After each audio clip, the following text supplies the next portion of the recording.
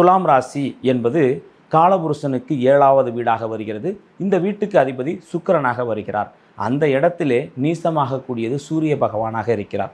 அந்த சூரிய பகவான் இந்த ராசிக்கு 7ஆம் இடத்தில் தற்சமயம், அதாவது மேச ராசியில் இருக்கக்கூடிய ஒரு நிலையாக இருக்கிறது.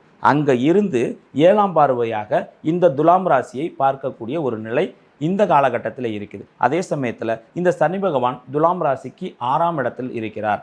அப்போ இந்த சனி பகவான் இந்த துலாம் ராசியை பொறுத்த மட்டும் 4க்கும் 5க்கும் அதிபதியாக இருந்தவர் இப்போ 6ஆம் இடத்துல போய் உட்கார்ந்துருக்கிறார். பொதுவாகவே இந்த 6ஆம் இடத்தை ரணருண ரோகஸ்தானம், சத்ருஸ்தானம் என்று சொல்லக்கூடிய ஒரு நிலை இருக்கிறது. ஆக இந்த துலாம் ராசிக்காரர்களுக்கு இந்த சனி பகவான் நேச்சுரலாகவே 4க்கும் 5க்கும் அதிபதியாக இருக்கிறவர் தற்காலிகமாக 6ல் இருக்கிற காரணத்தினால் சிறு பல தடைகளை கொடுப்பார். ஆனால் இவங்களுக்கு பெரிய லெவலில் பாதிப்பை கொடுக்க மாட்டார். இவர்களுக்கு 90% நன்மையை கொடுக்கக்கூடிய ஒரு தன்மை இருக்கும் அப்படிங்கிறத அங்கே பார்க்கலாம். ஏன் அப்படின்னா சுக்கிரனும் சனியும் நண்பர்களாக இருக்கிற காரணத்தினால் ஒரு ஃப்ரெண்டு எப்படி அடிப்பான், அதே சமயத்தில் நம்மளை கொலையா பண்ணிட போகிறான், பண்ண மாட்டான். நம்மளுடைய கஷ்டத்திலையும் நஷ்டத்திலையும் நம்மளோடு பயணிக்கக்கூடிய ஒரு நண்பனை போல இந்த சனி பகவான் இந்த காலகட்டத்தில் இந்த துலாம் ராசினருக்கு இருப்பார் என்று சொல்லி உங்களிடமிருந்து விடைபெறுகிறேன். குருவாழ்க, குருவே துணை.